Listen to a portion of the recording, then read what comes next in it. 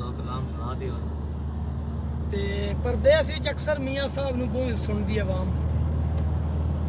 ते मियाँ साहब दे 2-3 अशार पेश करने हैं जी।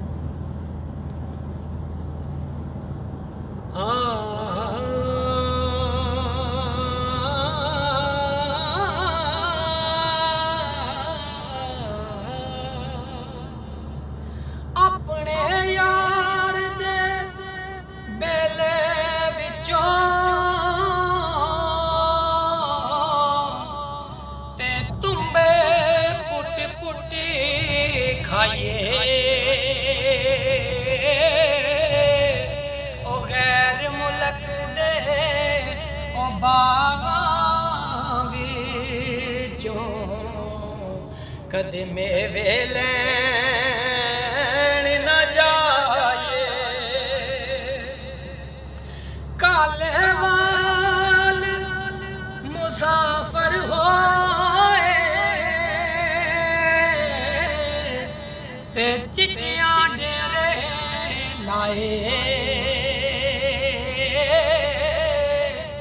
गौर फिकर कारे मोहम्मद हे मौत सुनेड़े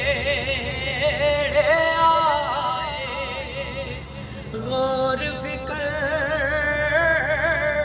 ओ कारे मोहम्मद